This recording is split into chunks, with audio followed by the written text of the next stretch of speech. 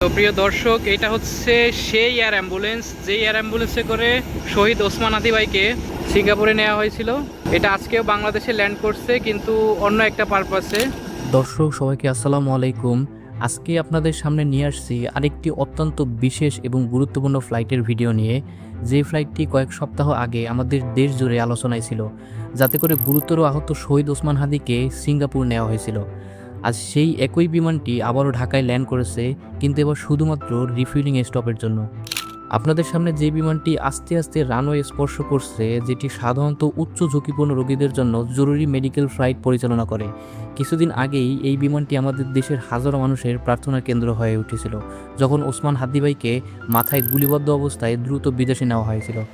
আমাদের দেশের রাজনৈতিক অস্থিরতার সময় ঢাকায় গুলিবদ্ধ হন ওসমান হাদি। গুরুতর অবস্থায় তাকে প্রথমে ঢাকা আনা হয়, কিন্তু তার ইনজুরি এতটাই জটিল ছিল যে উন্নত নিউরোট্রমা কেয়ারের জন্য তাকে দ্রুত সিঙ্গাপুর নেওয়া হয়েছিল, এবং সেই যাত্রাতেই ব্যবহার করা হয়েছিল এই টুয়াম্বো এয়ার অ্যাম্বুলেন্সটি। আজ আবার সেই একই বিমান ঢাকা এয়ারপোর্টে ল্যান্ড করলো, তবে এবার ভেতরে কোনো রোগী নেই।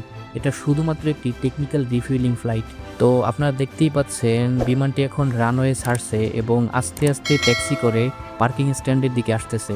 এই ধরনের আন্তর্জাতিক মেডিকেল ফ্লাইট সাধারণত মিনিমাম টার্ন অ্যারাউন্ড টাইম ধরে কাজ করে, কারণ এদের প্রতিটি মিনিটই মূল্যবান। এক একটি ফ্লাইটে থাকে জীবন মৃত্যুর লড়াই। এই গালফ স্ট্রিম G100 মূলত ইসরায়েলের অ্যাস্ট্রা এক্সপিএস এর উন্নত ভার্সন। স্পেশাল মেডিকেল কনফিগারেশন এটাকে মোবাইল আইসিইউ হিসেবে ব্যবহার করা হয়।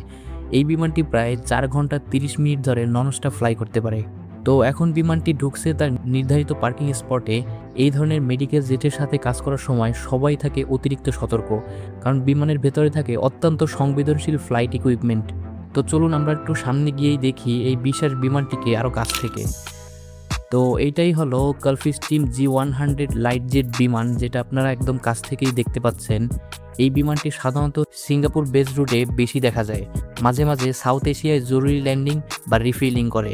এই বিমানে ম্যাক্সিমাম সিট থাকে 7 থেকে 8 জনের, কিন্তু মেডিকেল কনফিগারেশনে একজন পেশেন্ট, 2 জন মেডিকেল স্টাফ এবং 2 জন পাইলট নিয়ে ফ্লাই করে। এটাকে বলা হয় ফ্লাইং আইসিইউ। তো আজকে এই বিমানটি ঢাকায় স্টপ করেছে খুব কম সময়ের জন্য। সব কিছু শেষ করে বিমানটি আবারও সিঙ্গাপুরের দিকে উড়াল দিবে। তো আপনারা দেখতেই পাচ্ছেন যে ফুয়েল ট্রাক এগিয়ে আসতেছে বিমানটিকে রিফিলিং করার জন্য। এই মেডিকেল জেটগুলো সাধারণত জেট A1 ফুয়েল ব্যবহার করে। আমাদের এই বিমানটির ফুয়েল ক্যাপাসিটি প্রায় 10,000 লিটার, আর এই 10,000 লিটার ফুয়েল নিয়ে এটি প্রায় 3,000 কিলোমিটার পর্যন্ত ননস্টপ ফ্লাই করতে পারে। শহীদ ওসমান হাদিকে সিঙ্গাপুর নেওয়ার দিন এই বিমানটিও ননস্টপ ফ্লাই করেছিল। তো প্রিয় দর্শক, এটা হচ্ছে সেই এয়ার অ্যাম্বুলেন্স যে এয়ার অ্যাম্বুলেন্সে করে আমাদের শহীদ ওসমান হাদি ভাইকে সিঙ্গাপুরে নেওয়া হয়েছিল। এই হচ্ছে সেই এয়ার অ্যাম্বুলেন্স। এটা আজকেও বাংলাদেশে ল্যান্ড করছে, কিন্তু অন্য একটা পারপাসে। কোনো পেশেন্ট নিতে না, শুধু রিফিউলিংয়ের জন্য। তো আপনাদেরকে এয়ার অ্যাম্বুলেন্সটি একদম কাছে থেকে দেখাই।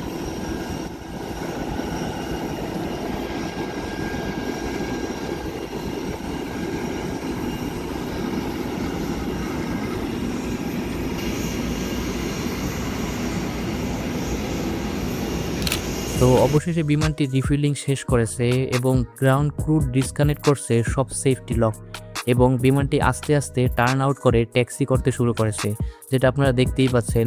কিছুক্ষণের মধ্যেই এই বিমানটি সিঙ্গাপুরের উদ্দেশ্যে উড়াল দেবে। আজকের ব্লগ এখানেই শেষ করছি বন্ধুরা। এই ধরনের রেয়ার এয়ার অ্যাম্বুলেন্স ফ্লাইট সাধারণত ঢাকা এয়ারপোর্টে দেখা যায় না, তাই ভিডিওটি ভালো লাগলে অবশ্যই আমার চ্যানেলটি সাবস্ক্রাইব করতে ভুলবেন না। আবারও দেখা হবে নতুন কোনো বিশেষ ফ্লাইটে।